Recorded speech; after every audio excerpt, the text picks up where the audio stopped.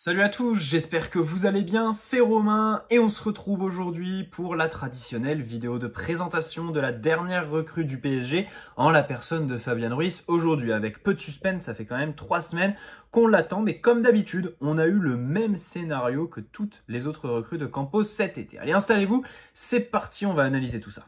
Avant que la vidéo commence, petit placement de produit, on va mettre en avant la boutique idéale si vous cherchez des maillots pas chers du tout, non authentiques bien sûr, mais d'excellente qualité, que ce soit au niveau des flocages, des écussons, des sigles Nike, des coutures aussi. Vous pouvez assortir votre commande avec shorts, chaussettes ou tous les badges possibles et imaginables. Ça taille petit, donc petit conseil, n'hésitez pas à prendre une bonne taille au-dessus. Il y a aussi des tailles enfants si vous voulez faire plaisir à quelqu'un. La livraison est gratuite à partir de 79 € d'achat.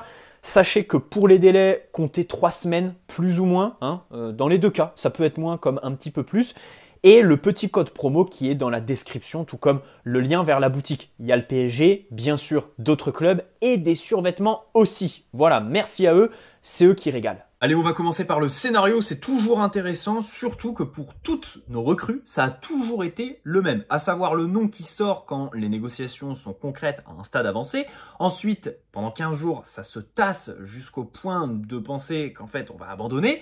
Et au final, un beau jour, on se réveille, boum, tout est quasi officialisé. On attend juste que le joueur passe sa visite médicale. Avec Fabian Ruiz, c'est ce qui s'est passé. Le nom est sorti début août, et là, évidemment, ça y est, il est joueur du Paris Saint-Germain. Comment fonctionne le club depuis Luis Campos? On sait très bien qu'il est conseiller sportif et qu'à côté de lui, il y a Antero Henrique qui négocie tout le juridique et le financier dans les transferts, que ce soit dans le sens des arrivées comme des départs. Parce qu'au début, on pensait qu'il était là que pour les départs, Antero, pour faire partir un petit peu tous les losers, ceux qu'il avait placés. Mais au final, eh bien, dans le sens des arrivées, il a eu quand même son mot à dire. Campos s'occupe de 1. Établir la liste des cibles. 2. Prendre la température auprès des entourages, convaincre le joueur. Et ensuite, il transmet le dossier à Antero Henrique qui doit se mettre d'accord sur le contrat, le salaire et l'indemnité de transfert, bien évidemment, avec le club en face. En gros, à chaque fois, ça fuite dans la presse au moment où Luis Campos passe le dossier à Antero. C'est-à-dire qu'on a un accord avec le joueur. Du coup, dans la presse,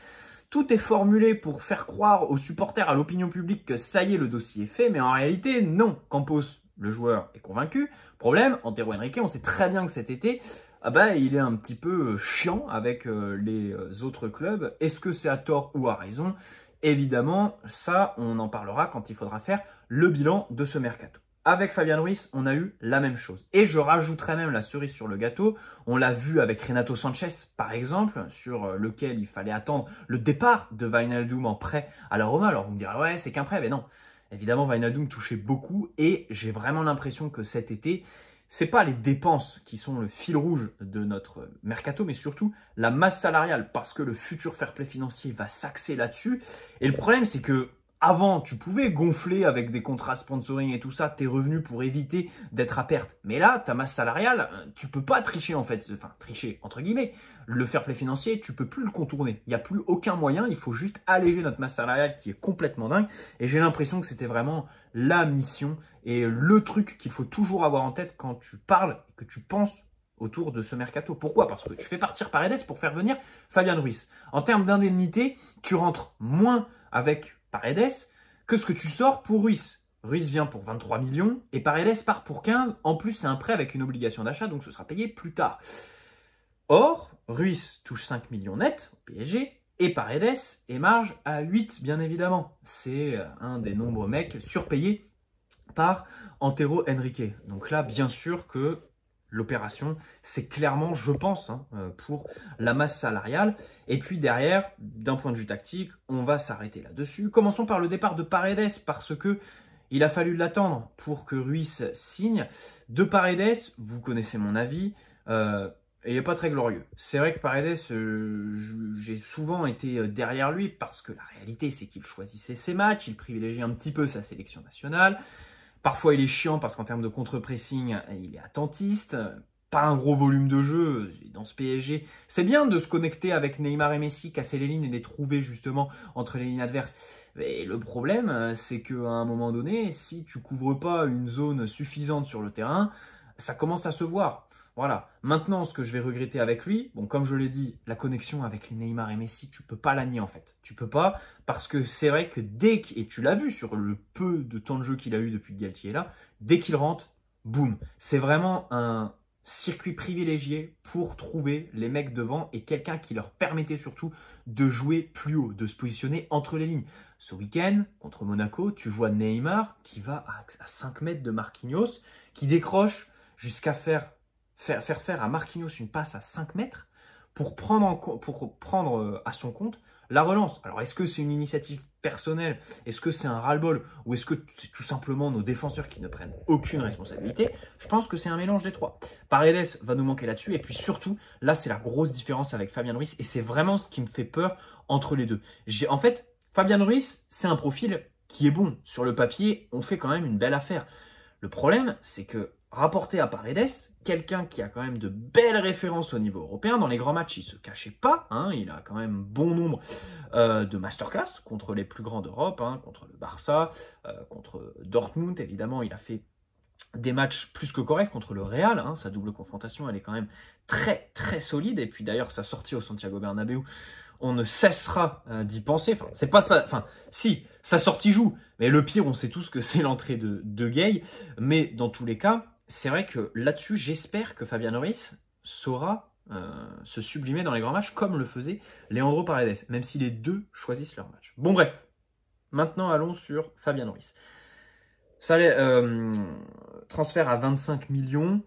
Tu rachètes 1 an de contrat. Hein. Alors c'est vrai que là, tu te rends compte qu'en fait, cette mode de signer des joueurs libres, elle est passée. Peut-être que tu as plus à gagner en mettant une indemnité de transfert d'une vingtaine de millions d'euros et un salaire un petit peu moindre sur le joueur, plutôt que d'avoir à payer toutes les primes à la signature, les commissions d'agents et le salaire monstrueux d'un joueur qui est libre et qui du coup très très prétentieux, très ambitieux financièrement. Ça peut-être que Luis Campos a eu dû faire là-dessus, on verra l'été prochain, parce que Fabian Ruiz, il était voué à être vraiment courtisé par beaucoup de clubs l'été prochain et dès cet hiver. Salaire de 5 millions en net, donc ce qui fait évidemment 8,5 millions sortis des caisses du club, ce qui est assez correct bien évidemment, hein. Tu peux pas non plus le faire tourner à 2 millions, c'est Fabian Ruiz, c'est un joueur quand même espagnol, qui est techniquement très bon, qui a aussi 26 ans, et c'est surtout, vu la durée du contrat, son dernier gros contrat, parce que il signe pour 5 ans jusqu'en 2027, donc il aura 31 ans à la fin de son contrat. Est-ce qu'on va le prolonger?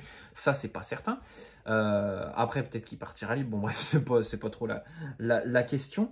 Mais si on veut du coup inverser cette question, imaginons que Fabian Ruiz, ça fonctionne pas trop. C'est vrai qu'il a 26 ans. Si dans 2 ans ça va pas, 28 ans, c'est quelqu'un que tu réussiras quand même à faire partir sans perdre beaucoup, parce que c'est vrai que là, bon, à Antero Henrique, tu peux être content, Paredes 15 millions, tu le fais partir, tu l'as fait venir pour 50, t'es à perte de 35, c'est absolument monstrueux. Kerrer, tu le recrutes 37, tu le fais partir pour 12, 3 fois moins. Fabian Ruiz, bon, tu le recrutes 22, franchement, hein, si dans les 3 ans ça se passe pas bien, tu peux le refaire partir pour 20 millions. Ça, c'est vraiment à noter, c'est juste un fait. Ensuite, le profil, bien évidemment. Dans la fleur de l'âge, il est beaucoup comparé à Busquets, Mota, même Paredes, hein, parce que c'est vrai qu'il est grand, il est élancé, il est assez fin. Voilà, il est assez frêle, évidemment. Il est très polyvalent. Du coup, c'est difficile de lui donner un registre de jeu. C'est pas un regista, c'est pas un numéro 10.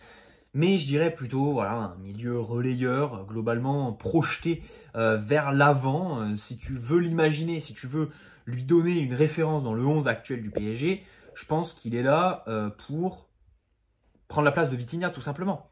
Voilà, il va être en concurrence avec Vitinha parce que c'est quelqu'un qui est attiré par les projections, que ce soit ballon au pied ou évidemment par la passe. Dans le dernier tiers, il a quand même des qualités. Il sort d'une saison, il marque 7 buts, 4 passes décisives.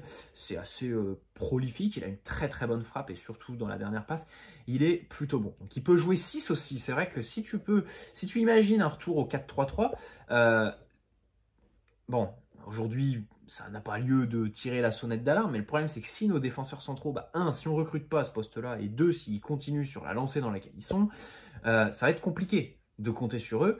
Donc le 4-3-3 sur des matchs un petit peu... ou alors même en plein match, en fait.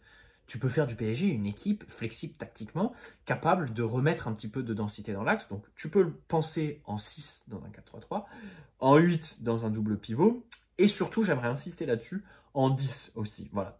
Dans ce fameux système qui peut vite devenir un 3-4-1-2, ça peut être un genre de numéro 10 placé entre les lignes et qui remplacerait un Neymar ou un Lionel Messi, par exemple. Voilà, avec évidemment du talent en moins, mais quand même une technique très très bonne, très élégante, et surtout quelqu'un qui t'apporterait une belle présence, un équilibre, on va dire, au milieu de terrain. Bon, il est gaucher, ça évidemment, c'est ce qui était recherché sur le dernier milieu.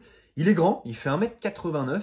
Comme j'ai dit, il est assez frêle, et par contre, dans les airs, ça tout le monde le sait, je crois qu'en un mois, on l'a entendu partout, il est nul. Il est nul dans les airs. Donc, c'est pas quelqu'un qui va t'apporter de la sécurité dans ce domaine. Perso, si je dois l'imaginer dans ce PSG-là, dans un double pivot, je pense que, bon, comme je l'ai dit, à la place de Vitinha, donc on suit la logique, Fabian Ruiz, Marco Verratti un cran plus bas. Fabian Ruiz, Danilo aussi, qui fait quand même de bonnes entrées. Hein. Mais sinon, bon, Fabian Ruiz, Renato, bof. Fabian Ruiz, Vitinha, en Ligue 1, oui, contre des petites équipes. Mais après, sur un gros match, compliqué d'avoir deux joueurs portés vers l'avant et qui, surtout défensivement, n'ont pas vraiment la science infuse, quoi. Disons cela. En plus, bon, il est grand, donc il abat quand même beaucoup de courses, un gros volume de jeu, mais il n'est pas très rapide. Il est assez lent, parfois les premiers appuis sont pas très toniques, hein, et surtout, quand il se retrouve à courir vers son but, parfois il met moins d'intensité. C'est-à-dire que s'il est battu, s'il est face à un joueur rapide, et il va pas terminer sa course en fait, il va pas la continuer, il va avoir une sorte de nonchalance qui le rapproche du coup de Leandro Paredes encore. Et ça peut être problématique parce que Verratti, Vitinha s'arrache tout le temps. Et évidemment, le nombre de ballons que Verratti récupère en étant face à son but ou en taclant, c'est monumental. Et Fabian Ruiz, il va falloir qu'il soit dans cet objectif-là, avec cette mentalité-là et ce registre-là. Bref, techniquement, pas de problème. Là, c'est vrai que au milieu de terrain, c'est ce que tu as réussi cet été, remettre de la suprématie technique. Vitinha, Ruiz et Renato Sanchez s'inscrivent tous les trois dans cette lignée. Pour Ruiz, c'est évidemment sous la pression, il est capable de la gérer. Les contrôles sont très bons, il est capable de casser les lignes par la passe, il est très soyeux, bon toucher de balle avec toutes les surfaces de son pied. Et je pense que le Graal chez lui, c'est le jeu long, bien évidemment. Encore un point de ressemblance avec Paredes, vous me direz, c'est vrai. Pour moi, en fait, le seul truc qui les différencie vraiment, les deux, c'est que Paredes est beaucoup plus statique. C'est vrai que Fabian Ruiz a quand même un meilleur volume de course et de jeu que Paredes. Globalement, c'est vraiment ce qui les différencie, et du coup, c'est l'avantage de Fabian Ruiz. Mais ce qui compense derrière, comme j'ai dit en début de vidéo, c'est les références de l'Argentin. Bon bref, le jeu long, très bien, surtout quand tu vois le PSG actuel, avec nos défenseurs centraux qui n'en jouent absolument pas. Ramos a des qualités techniques extraordinaires, mais il joue peu là-dessus. Marquinhos, c'est vrai qu'à la relance, il prend plus aucun risque. Il est assez méconnaissable parce qu'il a toujours eu de très très bonnes qualités. Ballon pied en rupture par exemple. Bah là, on les voit plus trop. Et Kimpembe, c'est plus quelqu'un qui va porter le ballon ou alors faire une passe plus courte et reproposer derrière en fait. C'est plus un défenseur qui va axer son apport sur les mouvements. Voilà. Fabian Ruiz, lui, bam, il peut te mettre en avant tes pistons, Achraf Hakimi par exemple, ou alors te mettre un petit peu de profondeur avec Kylian Mbappé très rapidement. Ça, c'est vraiment un excellent point, surtout que si tu veux l'imaginer aux côtés de Marco Verratti, c'est vrai que Verratti, on l'adore, évidemment, mais Marco, son petit défaut qu'il a, c'est que des fois, il fait un petit peu la touche de trop. C'est vrai que c'est quelqu'un qui ne va pas vraiment épurer notre jeu. Alors, on est content de le voir dribbler tout le monde, faire la toupie à 20 mètres de son but, mais la réalité, c'est que parfois, il pourrait épurer un petit peu plus. Fabian Ruiz a ça à son avantage par rapport à Marco Verratti. Il résiste bien à la pression, évidemment, et dans le dernier tiers, bon, déjà, il a une très bonne frappe, très puissante. Pareil, en fait, tu as l'impression de décrire Leandro Paredes. Sauf que Paredes, il a marqué quelques buts, mais quand même dans cet exercice globalement sur son passage au PSG, il n'a pas été en réussite. Parce qu'il a beaucoup tenté, il y a beaucoup de frappes qui ont dévissé. D'autres, je pense à certaines frappes aussi qui ont été contrées, soit par un défenseur adverse, soit carrément par un coéquipier. Et globalement, c'est vrai qu'il marque, allez, dans ce registre-là, 3-4 buts, je crois, à tout casser, alors qu'il a quand même une frappe tous les 2 matchs. Dans les 18, une frappe dans une position avec un vrai angle de tir. Bah, Fabien Ruiz, c'est pareil, tu vas pas y perdre au change là-dessus. Et puis la dernière passe, elle est très très bonne aussi, même si dans la surface, bon, c'est pas non plus quelqu'un qui va se projeter jusque dans les 6 mètres. Voilà. C'est un bon contre-presseur. Ça, c'est à signaler parce que c'est, comme je disais dans mon débrief, en fait, ce qui a différencié Monaco du PSG ce dimanche, c'est que Monaco, dès qu'ils engagent un pressing, il y a 3-4 joueurs qui suivent celui qui enclenche. Au PSG, l'harmonie, c'est pas encore ça. C'est pour ça qu'il y a des gens qui parlent pas encore de pressing et on peut les comprendre, en fait. Voilà. Bon, il peut choisir ses matchs, hein, Fabien Ruiz. Ça, c'est sûr que les Napolitains ne vous diront pas le contraire. Voilà, tout simplement, il est capable de se sublimer comme il est capable de passer à côté de ses matchs, d'avoir cette forme de prétention un petit peu. Il connaît aussi, alors, dimension tactique par rapport au Napoli. C'est une équipe, pas de problème, qui a le ballon. Donc, au PSG, on l'a aussi. Là, il va vraiment pas être dépaysé. Par contre, il connaît le jeu de Naples, qui est un jeu placé. Tout le monde sait ce qu'il doit faire. Il y a des consignes. Au PSG, c'est pas du tout ça. Globalement, le Napoli et le PSG se rapprochent, on va dire tactiquement, par leur volonté de bloquer l'axe par de la densité. Pas de problème. Ça, c'est vrai qu'on le fait bien. C'est quelque chose, je pense, c'est ce qu'on fait le mieux défensivement depuis le début de la saison. C'est pour ça qu'on ne prend pas trop de buts, qu'on gère un petit peu mieux les centres que l'année dernière, parce que vraiment dans l'axe, on met beaucoup plus de densité. À 3 défenseurs centraux, c'est évidemment plus facile. Naples le fait aussi, mais surtout, ils ont un jeu placé, avec un bloc de lignes, évidemment, très compact, avec beaucoup de discipline. Et ça, il ne va pas l'avoir au PSG. Donc évidemment, tu peux te questionner. Est-ce que la Ligue 1 aussi va lui convenir? C'est vrai qu'un joueur a beau être technique, si en face, il n'y a aucun espace, bah ça va être compliqué tout simplement. Et puis surtout, face aux défenseurs ultra athlétiques, bien 91, bien 95 de Ligue 1, c'est vrai qu'il peut, même s'il fait 1m89, bah, il peut peut-être valser, tu vois, vite fait. Donc ça, c'est un petit peu les interrogations qu'on peut se poser. Mais globalement, franchement, pour faire un ordre de nos recrues, alors ordre tronqué parce qu'il y en a un qui tire son épingle du jeu sur le terrain déjà, c'est Vitinha. Vitinha est vraiment notre meilleur recrue. Ensuite, je pense que Fabien Ruiz va apporter vraiment beaucoup et Renato un cran derrière parce que j'ai l'impression qu'il, déjà, il y a la question de la régularité, de l'adaptation pour Renato et surtout, j'ai vraiment l'impression qu'en fait, c'est un profil, c'est vrai que j'ai un peu moins de vision, en fait. J'ai un peu moins de perspective avec Renato qu'avec Fabian ou avec Vitinha. Parce que c'est vrai que, franchement, moi, pour vous donner mon avis personnel, Fabian, je pense qu'il peut apporter dans la rotation pour faire souffler Vitinha. Et en tant que numéro 10, tu transformes ton système en 3-4-1-2, par exemple, une connerie dans le genre, Messi, Neymar absent, tu mets Fabien Ruiz derrière Ekitike et Kylian Mbappé, ça a de la gueule pour moi. Voilà, ça a de la gueule pour mettre en avant tes pistons et faire vraiment ce lien. Après, si tu repasses en 4-3-3, tu peux l'imaginer et en relayeur et en numéro 6. Vraiment, c'est la première de ses qualités. Il est polyvalent, c'est ce qui va évidemment maximiser son temps de jeu pour lui. Et nous, maximiser la créativité, on va dire, tactique qui s'offre à Christophe Galtier. Bref, bonne soirée à tous. N'hésitez pas à poser un like si cette vidéo vous a plu. On espère que tout va bien se passer pour Fabien Ruiz au PSG. Un Espagnol en plus. Après le départ d'Ander Herrera, hop, on rééquilibre les quotas d'Espagnols. Et puis, on prie pour que, évidemment, tout se passe pour le mieux. Bonne soirée à tous. Ciao les amis. Prenez soin de vous avant tout.